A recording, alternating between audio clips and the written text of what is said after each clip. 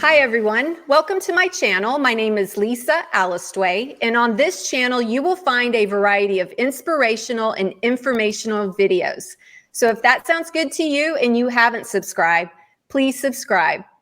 My guest this week is Dean Karnazes, who is an American ultramarathon runner, a New York Times best-selling author of Ultramarathon Man, Confessions of an All-Night Runner, and A Runner's High, My Life in Motion.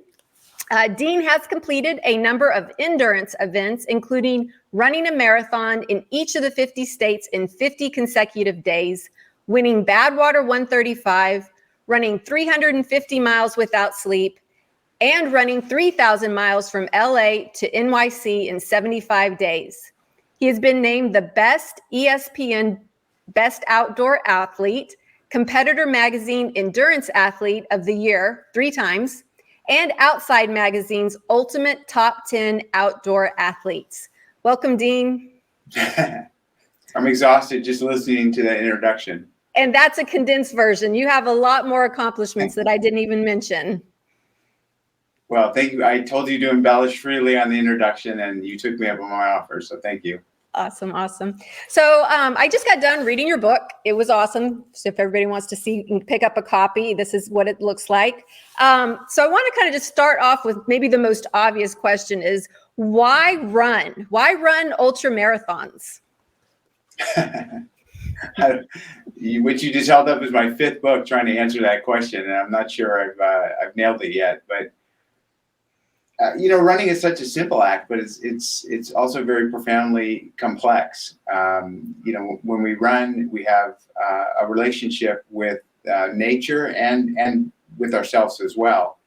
I think an ultramarathon is just the ultimate test of human perseverance. I think it's very symbolic in that regard. And I also think that, to me, an ultramarathon is kind of a way to escape this world we're living in today.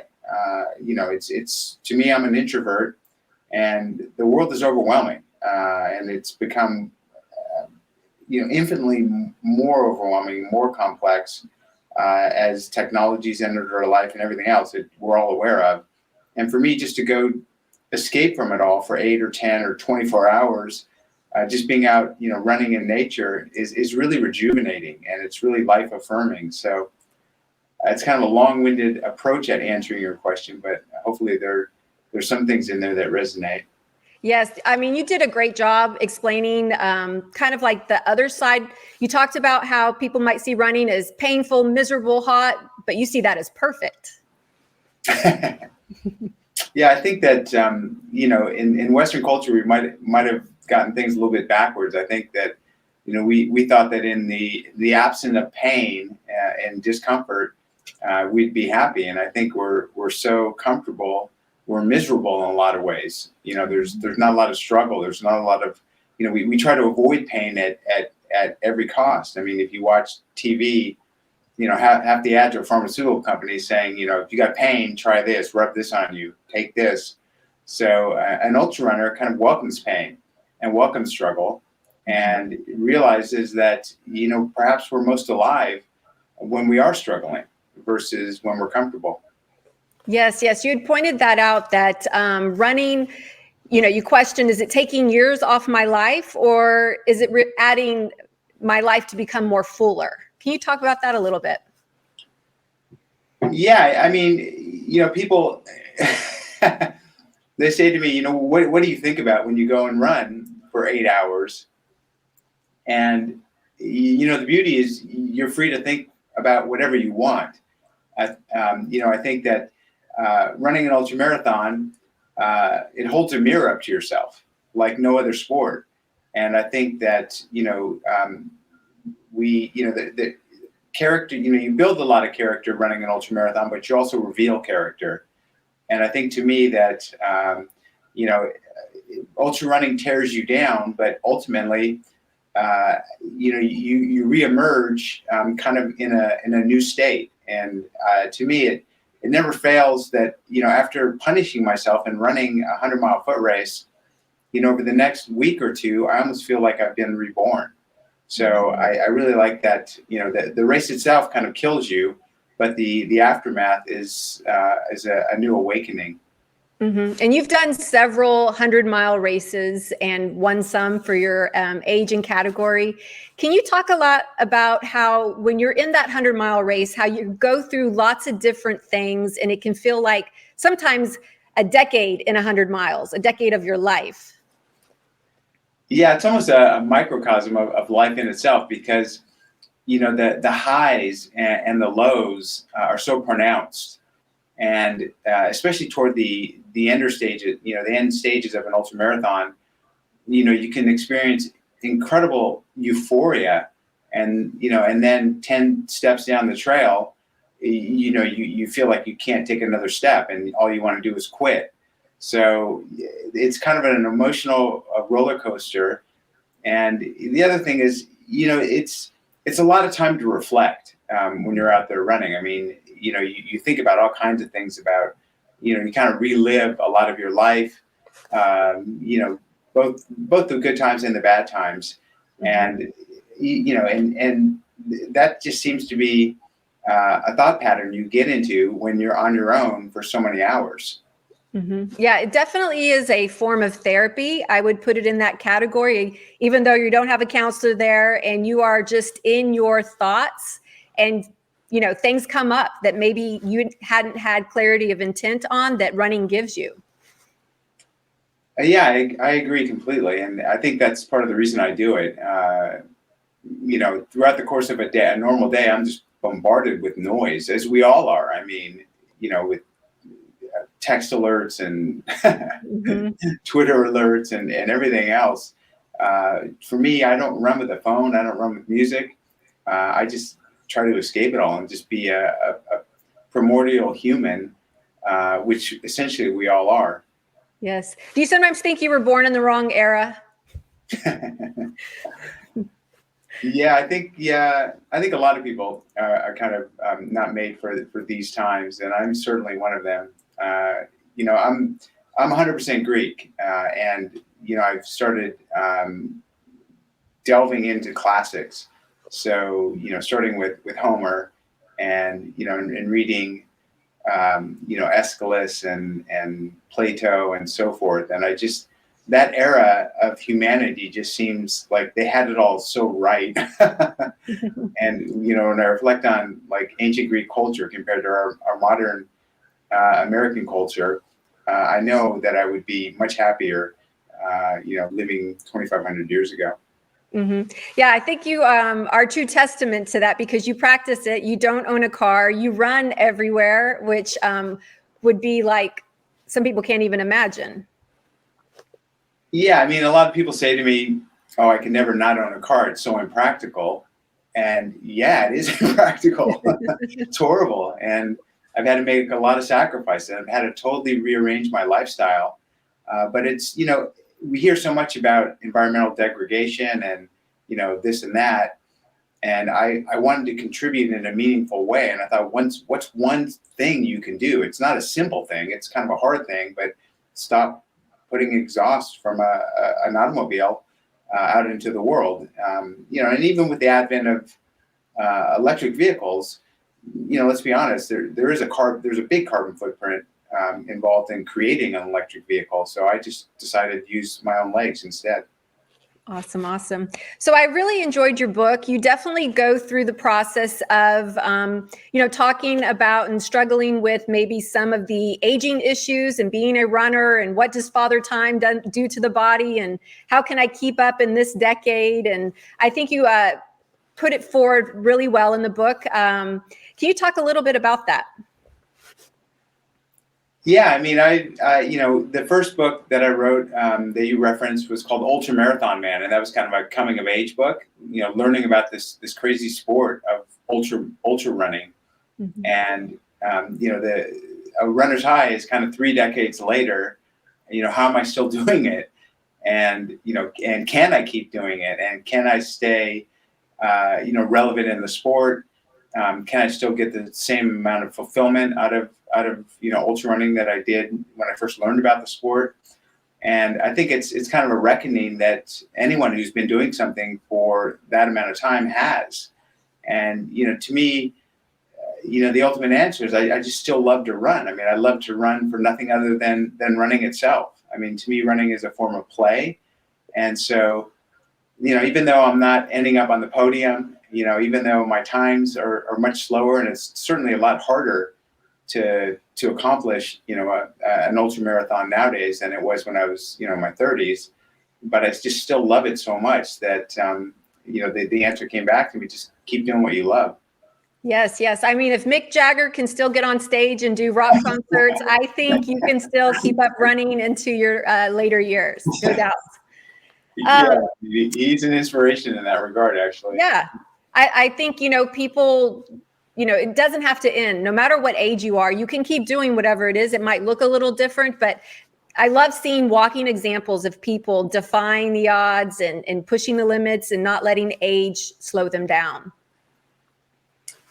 Yeah, I mean, it's funny, I still make like the fittest men in America lists, and no one's ever once kind of said, hey, this guy's 60 years old. Like, how is, like, I'm such a outlier. You look at these lists, and most people are in their 20s, some people in their 30s, and then there's this 60-year-old.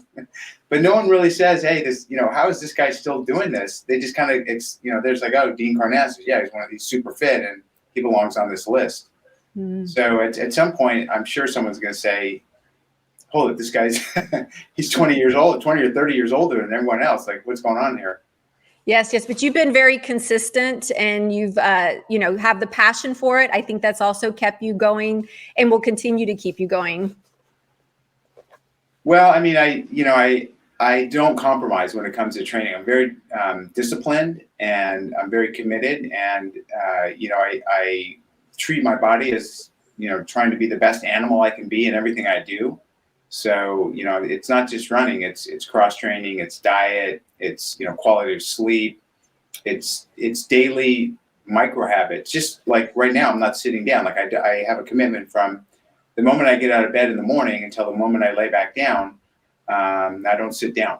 I mean, obviously if I've got to fly somewhere or drive, I get in a car and drive somewhere with my wife, I'm sitting down. But if I don't have to sit down, like on this interview, I'm standing up. So I just do little things, I think, that, lead to big results. Yes, yes.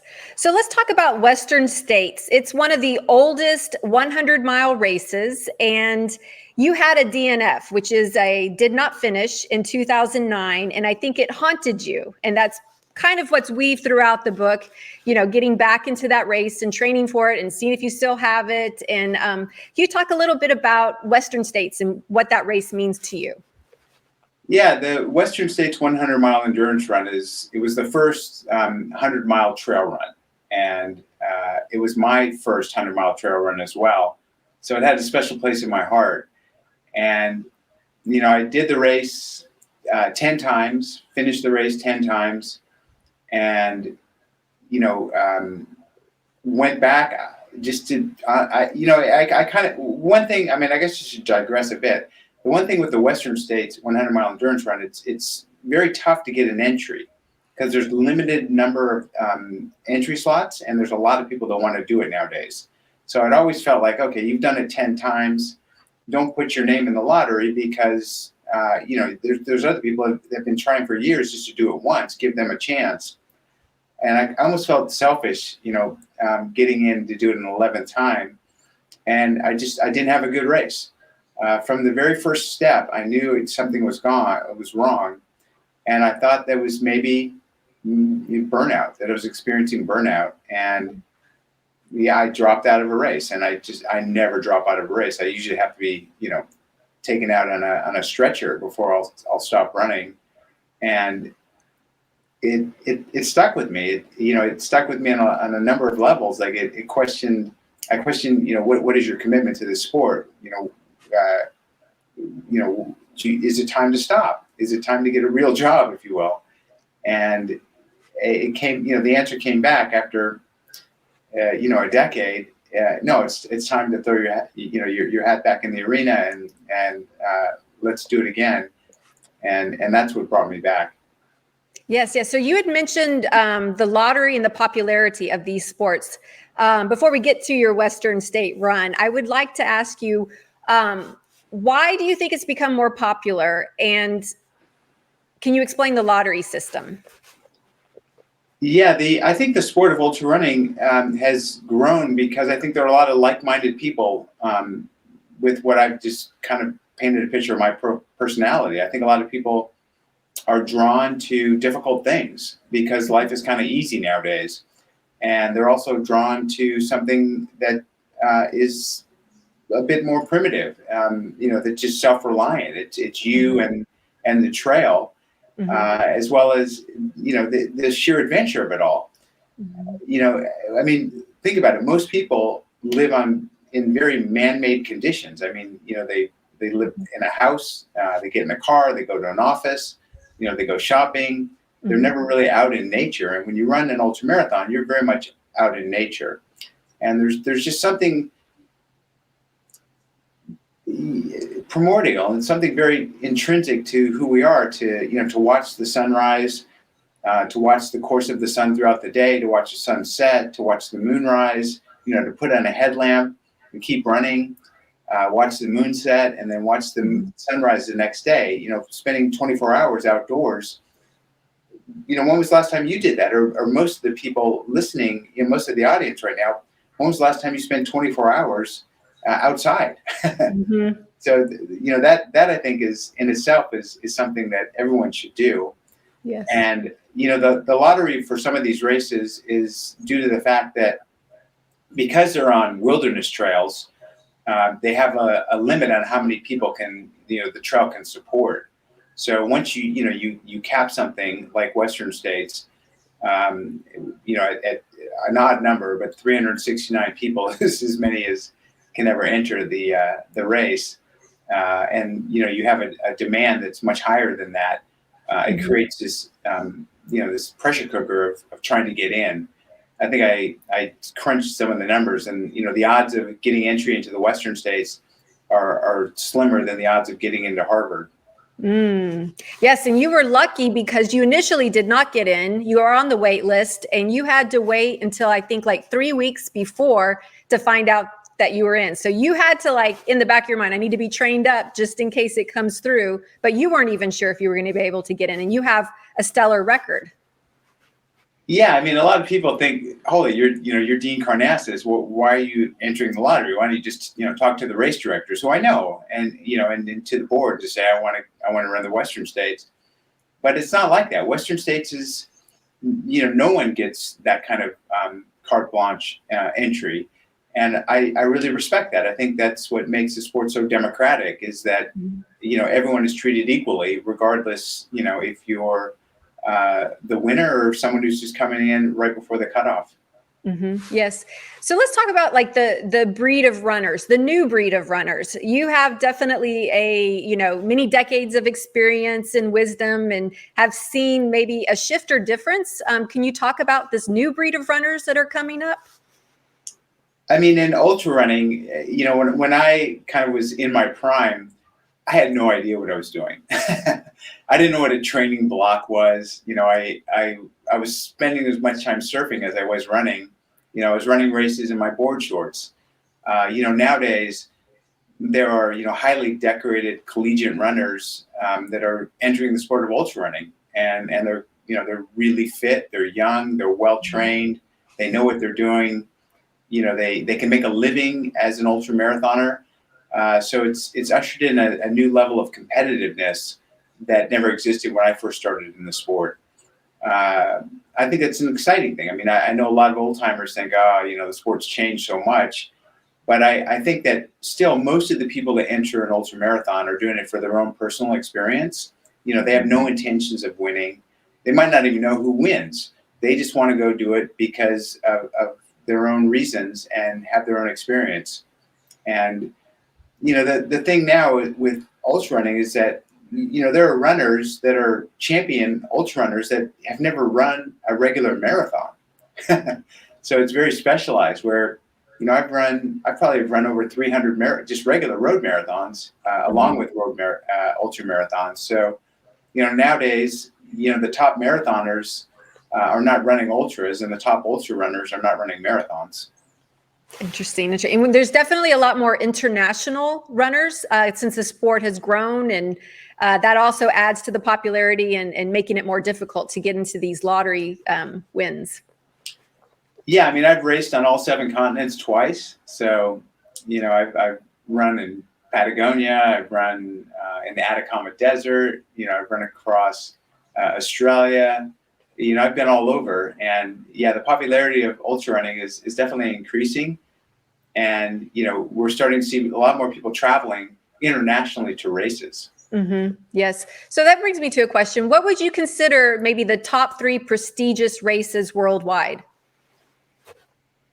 In ultra running, I would say the Western States 100-mile endurance run, just because it was the first.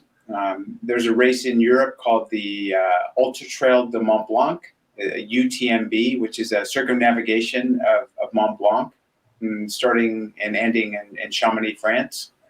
That's become a very iconic race. And, there's a race called the Badwater Ultramarathon, which is 135 miles across Death Valley in the middle of summer.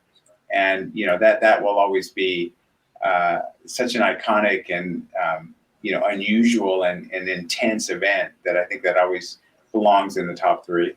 Yes. I just got done with an interview with Pam Reed. So that's awesome. And I'm a big David Goggins fan. That's kind of how I first heard about it.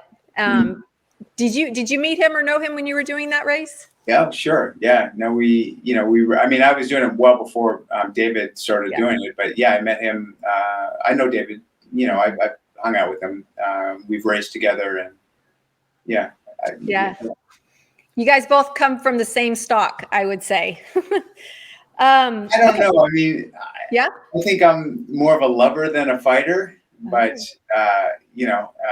we're both very driven. I would say that. Yeah. Yes, definitely. Okay, so let's talk about some of your training up to the Western States when you were going to go back in and do it again. You had done a race across America where you started in LA and you ended up in NYC. Can you tell us a little bit about that experience? Well, it's funny. The stories in the book are just stories I kind of drew upon from my past. I didn't set out to do these things because I thought, oh, do this and then you can write about it in a book. But I did run across America, and I had a pretty unique experience that I described in the book. And that's, as you run across America, the route literally goes through Washington, D.C. on the way to New York.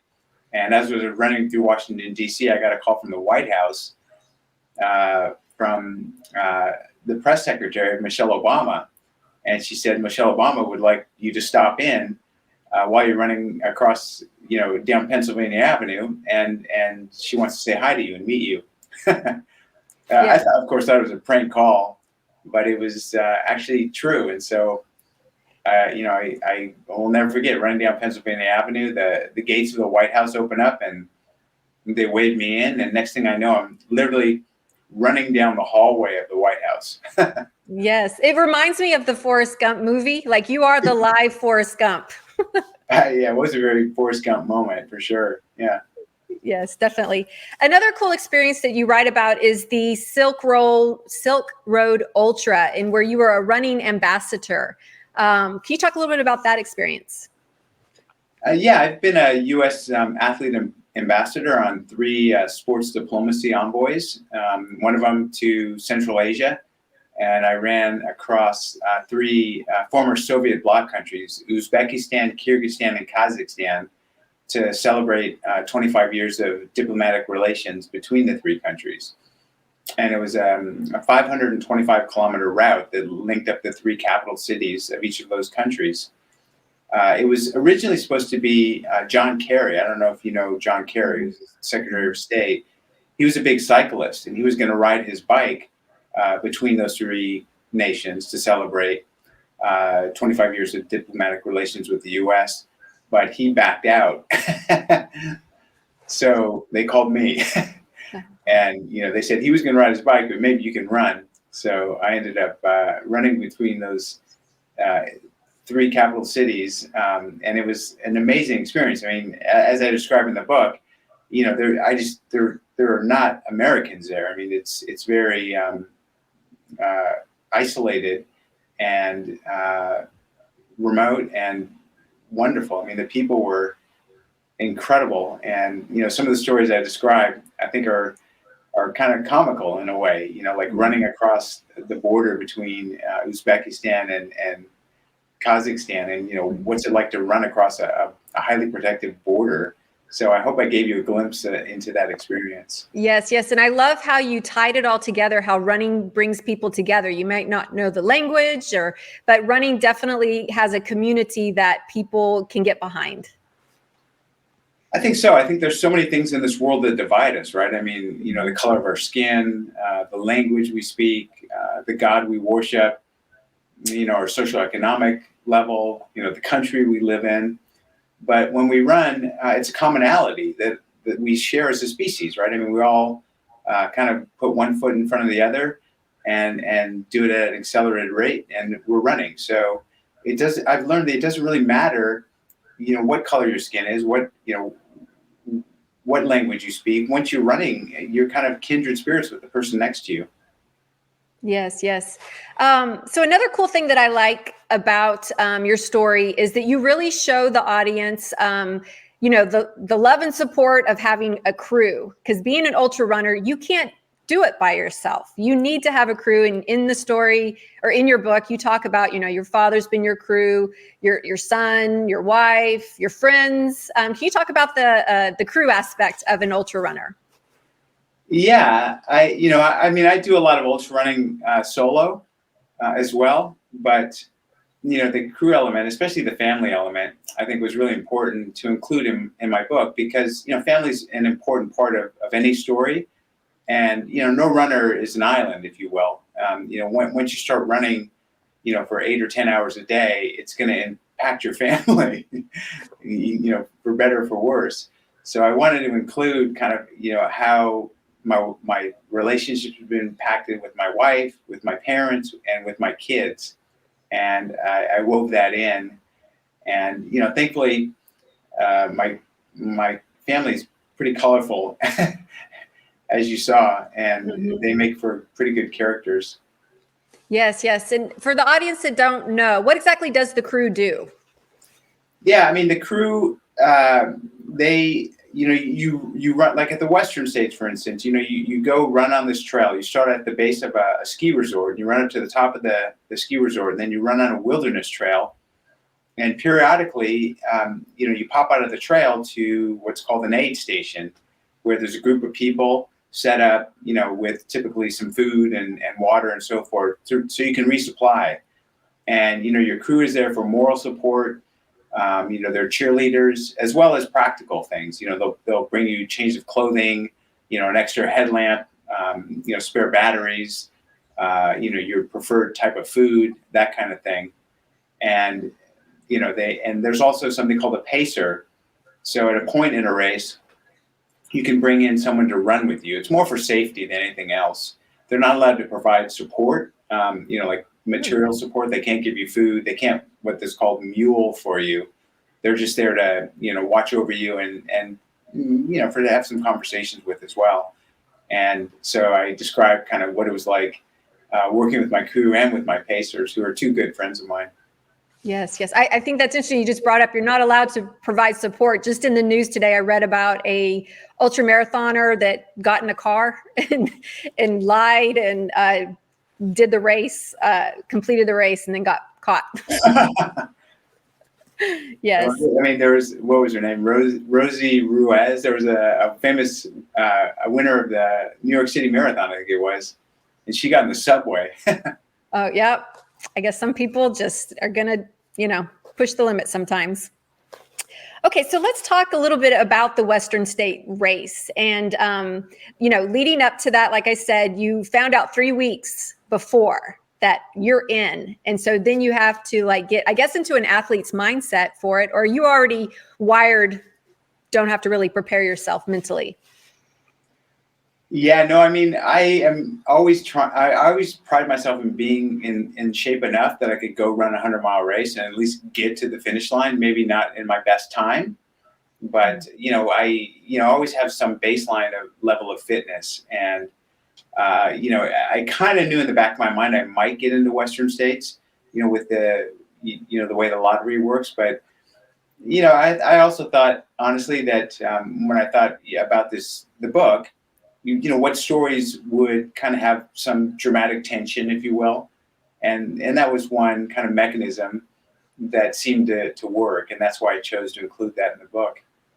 Yes, yes. So let's talk about the race and what that was like for you running that 100 miles in particular. Yeah, I mean, I hope that the book kind of put you in my shoes and gave you kind of a taste of the, Dean's reality. And it's different because, when I first ran Western States, it was such a trip into the unknown. I had no idea what to expect. There was all kinds of crazy things happening. The communication wasn't good. Of course, this is back in 1994, so there weren't cell phones, there weren't all the things we have nowadays. But I'm also kind of become a bit more renowned in the ultra running community. So I talk about the crazy things like coming into an aid station and having people waiting there with books for me to sign, and they want to take selfies, and so it was almost like a press kind of convention along this 100-mile run, which is endearing but exhausting as well. Sure. Yes, yes. And you also had some trials and tribulations along the way. Can you talk about that? Yeah, I mean, not to be a spoiler, but there was a moment where I had some self-doubt, some pretty heavy self-doubt, and I kind of had this this nightmare, if you will, or daymare, because it was during the day, about dropping out, and kind of projected, what my life would look like if I dropped out. And I kind of tell the story of, that kind of nightmare, and then, kind of come back to reality. And, thank goodness it was just a daydream, a bad daydream.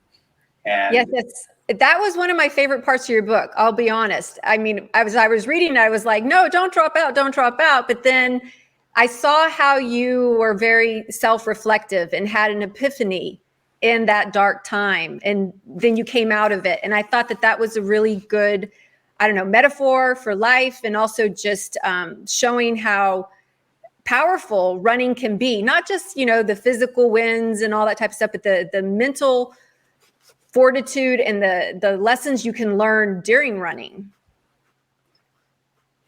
Yeah, especially running 100 miles. It teaches you a lot about yourself. Yeah, I mean, I think that the first time I heard about a 100-mile foot race, I thought that's impossible. Like there's no way a human can do that. I thought there was trickery. I thought maybe they get in cars when no one's looking, kind of like what you just told me about. And then I went out and ran 100 miles, and it really expands your worldview and your ideas of what is and what isn't possible when you do something that you thought was completely impossible. So what do you see as far as the future of the sport? How many miles will a man go or woman go? I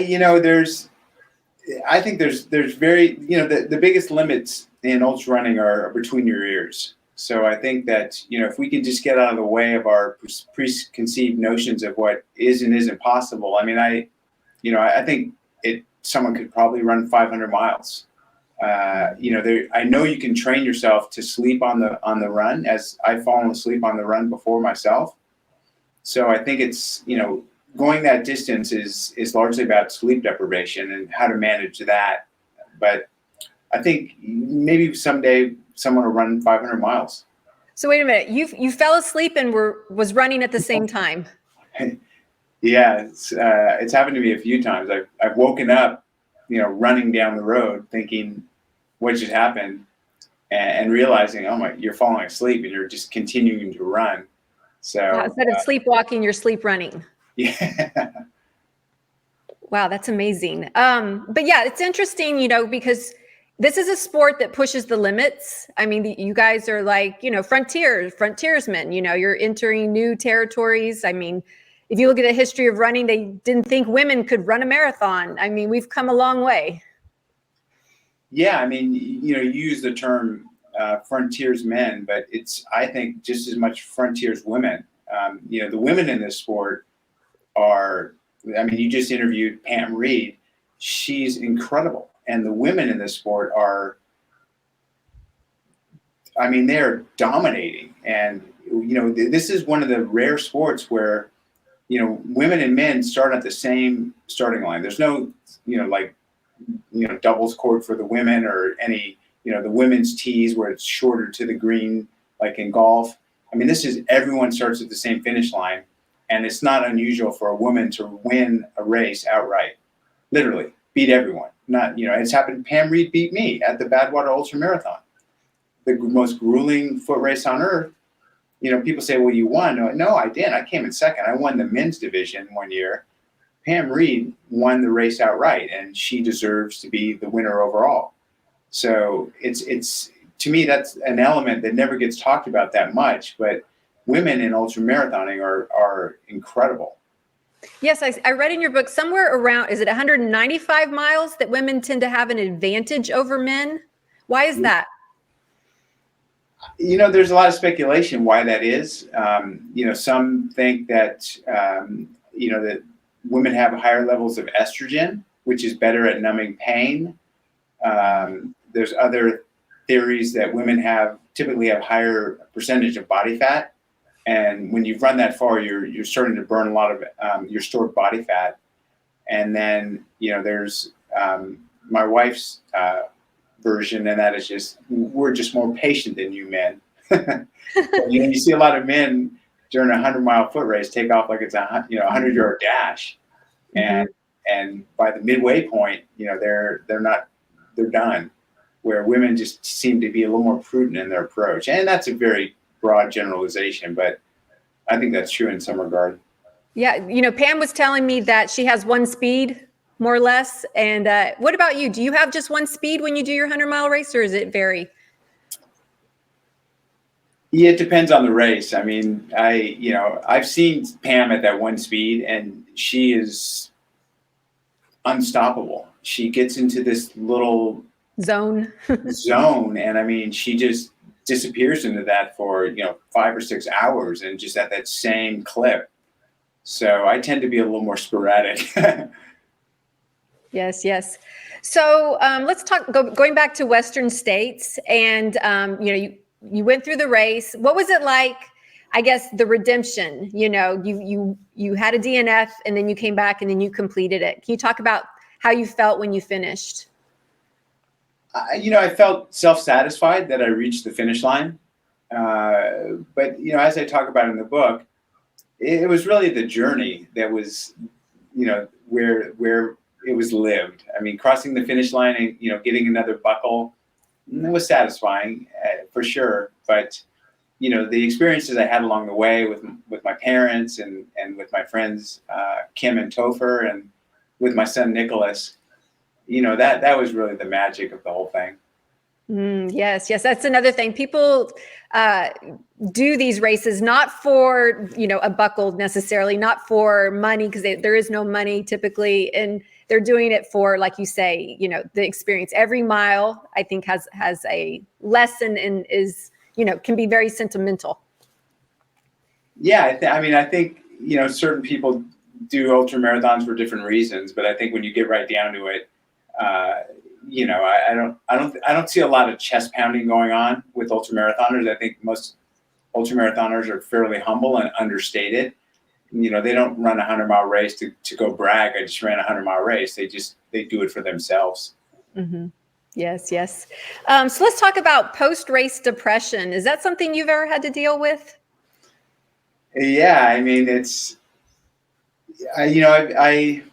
I've dealt with depression most of my life, and certainly it's exacerbated after an ultramarathon for sure. I think both emotionally and maybe chemically, it's some of the toughest times after an ultramarathon, for me at least.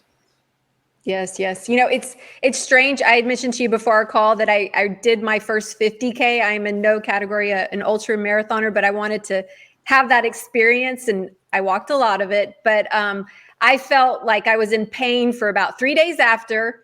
But I was also in the back of my mind, I'm like, hey, I did 50K. Maybe I could do 50 miles. And I'm like, this is crazy. Where's this coming?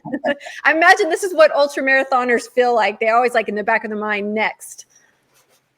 Yeah. And, the thing is, now there are a lot of next. I mean, the race distances are getting longer and longer. There's a saying in ultramarathoning circles, the 200-mile run is now the marathon. I mean, literally, there are a lot of 200-mile runs. The first time I ran 200 miles, there were no organized 200-mile runs. I just ran a 12-person 200-mile relay race solo because that was the only race I could find that was 200 miles long. So it was just a team of one. But nowadays, if you want to do a 200-mile run, there's lots of them across the country. Yes, yes. So I have to ask you, what is your opinion of barefoot running? Have you ever done that? What do you think of it? I'm a big fan. I mean, I remember my high school cross country coach. We used to run to the beach, and he'd have us take off our shoes and stash them in the bushes and run barefoot on the sand. And then we get back to the high school. We put our shoes back on, run back to the high school, and then they have us run around the infield track of the infield grass of the track. And I think barefoot running is tremendous. In fact, when I'm walking around my house, and like even right now, I'm barefoot, so I'm always bouncing up and down on my toes. So I think it's a really good thing. I don't think that running on man-made surfaces barefoot is a good thing. I mean, I've seen people running marathons barefoot, and I'm not sure that's the best thing to do. But I am a big proponent of barefoot running on natural surfaces. Yes, yes. So what would you consider your favorite race ever?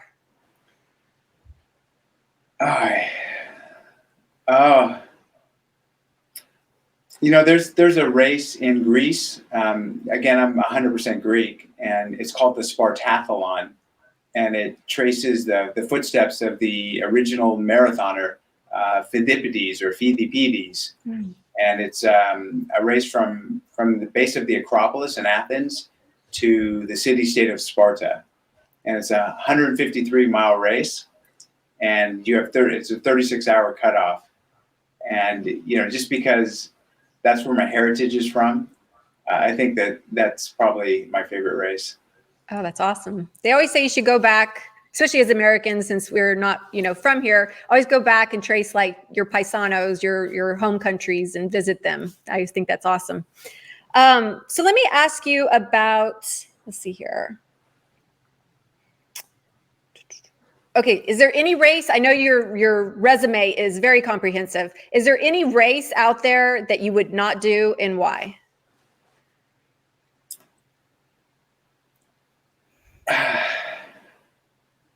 I don't think so. I mean, there's this race called the Barkley Marathon, which has gotten a lot of press, and it's many years no one finishes the race. It's around 100 miles, but it's in a very rugged area where it's as much about orienteering and dealing with tremendous misery as it is about running. And I've never done it, but it's always fascinated me. And I think that that's one I've put off for years. But if there's any race that I guess I should do.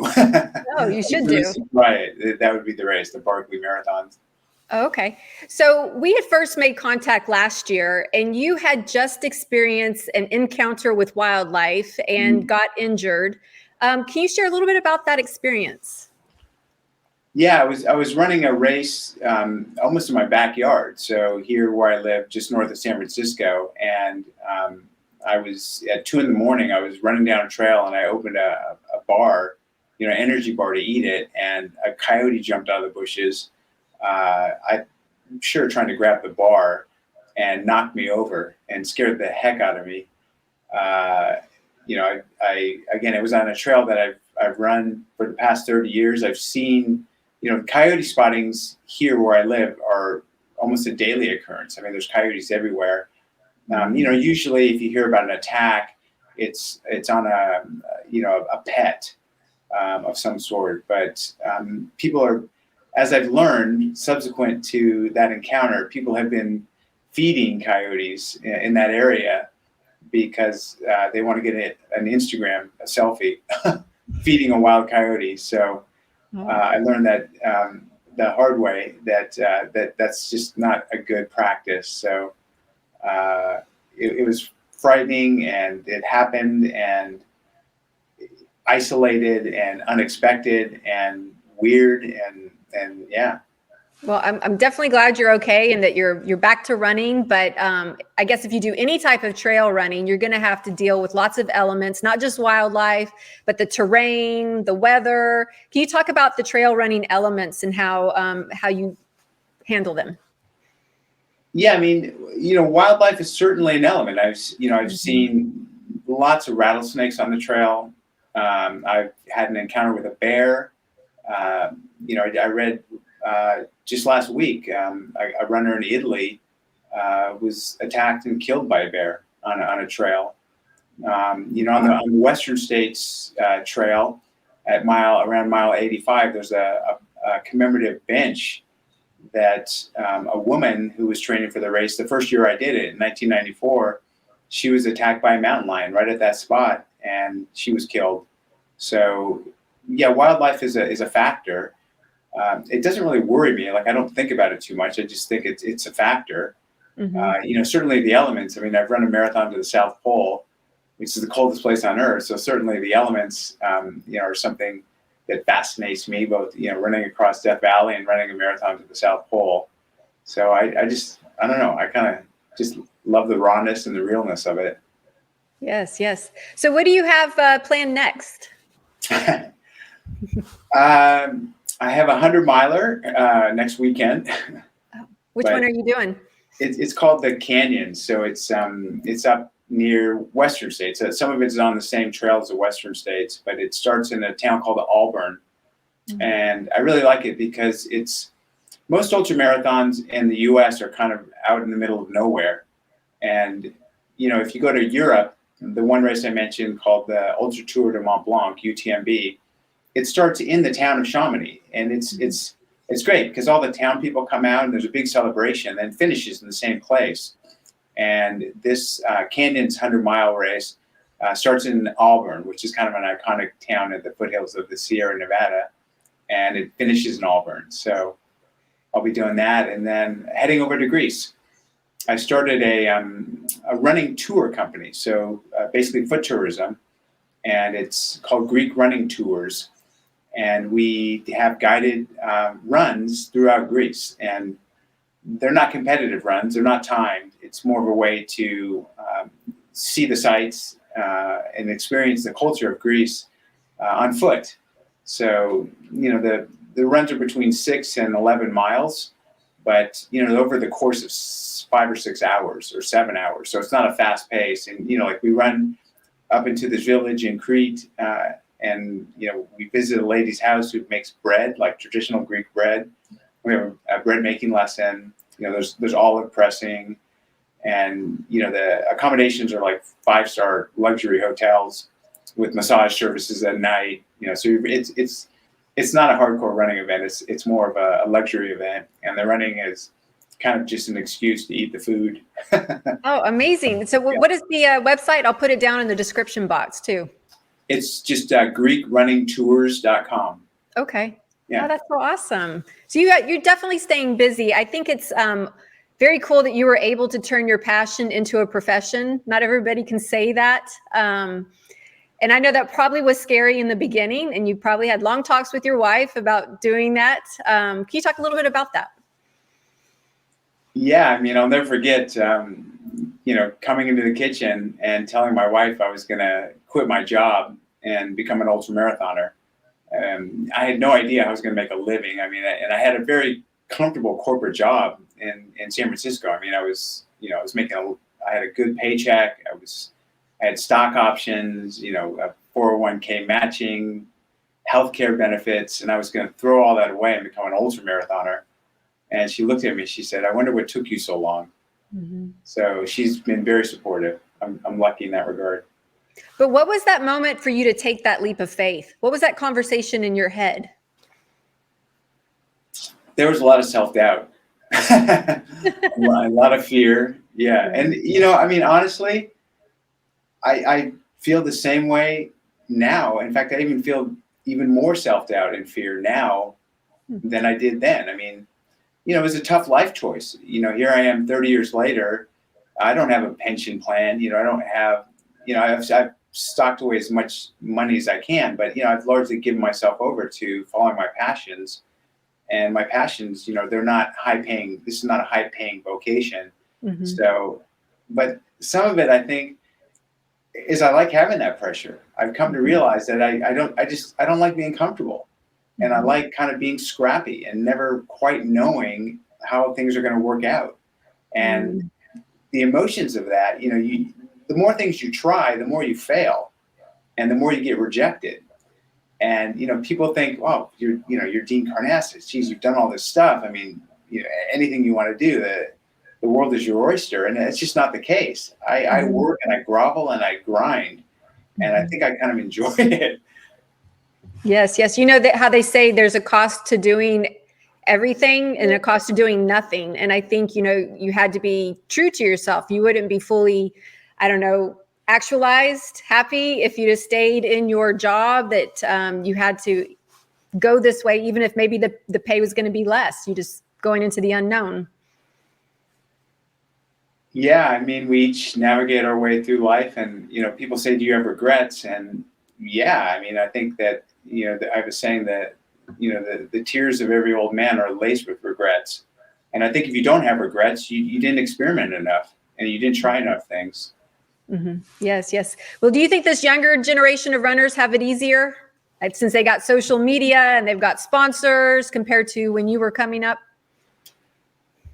I think it's easier, and it's I mean, there's more of the infrastructure to support young runners. There are companies now that that are selling a lot of product in ultra running. I mean, I part of me is kind of proud of that because I've always wanted more people to enter this sport because I think it's good for everyone, and it's brought in more sponsors, and the sport's kind of grown up. It's not maybe as grungy and grassroots as it was, but the flip side is, to your point, a lot of young professional athletes can make a living ultramarathoning, where when I was their age, I was kind of having to self-navigate. Now it's much more, the roadmap is there. Mm-hmm. Most definitely.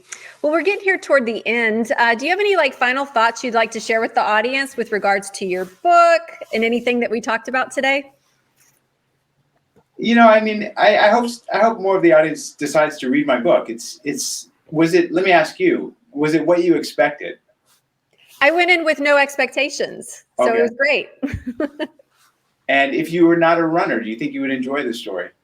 If I was not a runner, that's a really good question. See, because I come from a sport mindset. I love going into the athlete's mind, and you're an elite athlete. So for somebody who is the sports world, that's a really good question.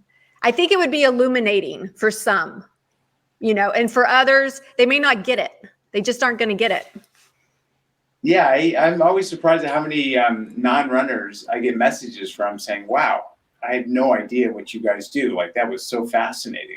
I can't believe people are doing the stuff you guys are doing. So I'm never quite sure. But, I mean, I think that I'm not really known as a writer, but I hope the book was well written. I really put a lot of effort into writing well. And, I think that a lot of athletes use ghostwriters. And I think that's a bit disingenuous. I would never use a ghostwriter. I think that I'd rather read the true words of an athlete, even if they're not that good, versus someone else's interpretation. So I don't know. I hope you enjoyed it, and I hope anyone who picks up a runner's high. Yes. Well, kudos to you for doing it on your own and letting your personality shine through, and also kind of giving a glimpse into your family life and some of the challenges that come with raising children or navigating life situation, marriages. And I think you sprinkled that in there, and I think you did a great job. Thank you. Yes. Yes. So if you guys like this video, please give it a thumbs up and leave a comment down below. Don't forget to subscribe and hit the bell to be alerted to when the next video drops. Thanks for watching. Thank you, Dean. Thanks for having me run by. Ha, fantastic.